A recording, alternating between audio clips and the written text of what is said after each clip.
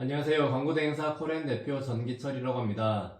이번 영상에서는 프랜차이즈 본사가 성공적으로 마케팅을 하고 성장하는 방향에 대해 말씀드리겠습니다. 프랜차이즈 본사는 보통 가맹점 확대, 직영점 매출 안정화 같은 문제를 가지고 계십니다. 저희 코렌에서는 돼지국밥 프랜차이즈의 가맹점을 2개 운영해보기도 했고, 프랜차이즈 본사들의 홈페이지 마케팅을 해보면서 어떻게 하면 본사가 성공할 수 있을지에 대해서 생각해보고 경험해볼 수 있는 기회들이 많이 있었습니다. 최근에 28평 매장에서 1억대의 월 매출을 올린다는 업체와 미팅을 하면서 상의드린 내용들을 이 영상에 담아보겠습니다. 영상을 끝까지 보시면 프랜차이즈 본사가 가야 할 방법을 알게 되시리라 생각합니다. 저희가 광고 대행업을 하다가 돼지국밥집 프랜차이즈 가맹점을 2개 운영하게 된 이유는 이렇습니다. 저희는 광고 대행업에 월관리 대행을 하면서 정부 지원 사업 수행 기업으로 다양한 소상공인 분들의 홈페이지 제작, 영상 제작, 각종 디자인, 마케팅을 대행하고 있었습니다. 지금까지 계약을 안 해본 업종이 없는 것 같은데 그 중에서 식당이 많았었습니다. 돼지국밥집을 운영하시는 외식업 쪽으로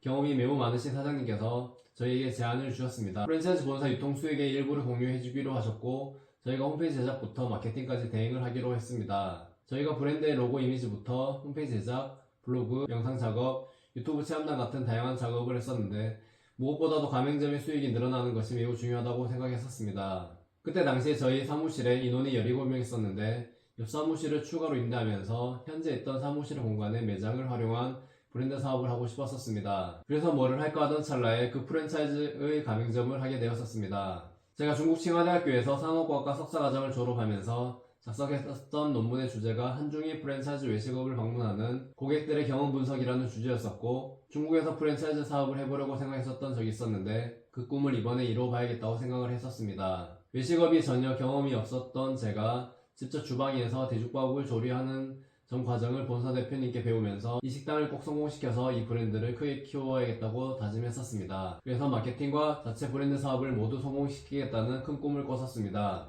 오픈하는 날에는 새벽 6시까지 블로그에 코렌이 국밥집을 창업한 이유라는 글을 작성하기도 했었습니다. 식당의 매출이 나쁘진 않았었습니다. 운이 좋게 경험 있으신 직원분들을 만났고, 그분들의 도움으로 단골 손님도 조금씩 늘고 어느 정도 안정화된다고 생각했었습니다.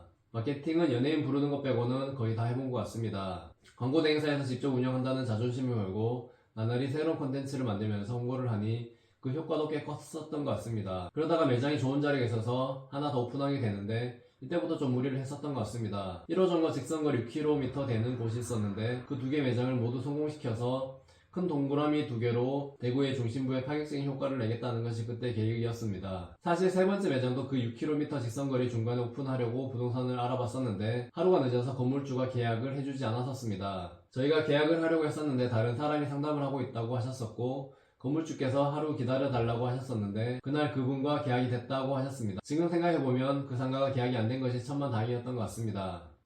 제가 식당을 차린 과정에 이렇게 상세 경험담 얘기해보는 것은 광고 대행사로서 식당 창업 경험이 있는 마케팅 대행사이어서 식당 사장님들의 마음과 프랜차이즈 본사의 욕구를 충분히 인지하고 있다는 것을 설명드리고 싶었기 때문입니다. 2개 매장을 그렇게 운영을 했었는데 두 번째 매장은 광고를 하나도 하지 않았었습니다. 초반에는 광고를 하지 않아도 채용한 주방 이모님께서 음식을 잘하셔서 단골 손님이 꽤 많이 있었고, 식당 입장에서 광고는 중요한 것이 아니라고 생각했었습니다.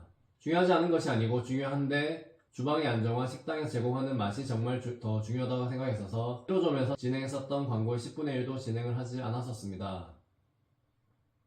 그래도 큰 대로변에 있고 인구 유입이 많은 곳이어서 대형 병원이 길 건너편에 있고 그래서 매출은 상승세였었습니다. 그러다가 망했습니다. 그때가 2023년도였는데 제 인생에서 가장 힘든 한 해였었던 것 같습니다. 사업장 3개를 운영하면서 문제가 하나씩 터지기 시작했었습니다.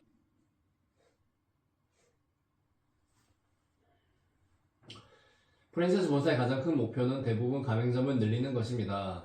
가맹점을 늘리는 방법은 가맹점주 사장님이 계약을 해주는 것인데, 계약을 하려면 이분들이 돈을 벌 수 있다는 확신이 있어야 합니다. 가맹점주들께서 가맹비를 납부하면서 프랜차이즈 브랜드의 가맹 계약을 하는 것은 해당 브랜드의 맛과 인지도가 충분히 높아서 충분한 월 수익을 가지고 올 수 있다고 생각하기 때문입니다. 프랜차이즈 본사는 무엇보다도 메뉴의 맛을 고객을 많이 불러올 수 있도록 해서 성공하는 매장을 지속적으로 만들어 가셔야 합니다. 매출과 수익이 높다는 프랜차이즈 본사는 가맹점 계약을 하기 위해서 줄이 서 있는 경우를 많이 볼 수 있습니다. 반면에 어떤 프랜차이즈 본사의 경우 TV 광고와 연예인 기용에 돈을 많이 써서 반짝하고 사라지는 경우도 많이 보고 있습니다. 그런 브랜드의 가맹점을 제가 전국에 5군데 정도 가보기도 했었는데 하나같이 본사 관리 체계에 대해서 비판을 하셨었습니다.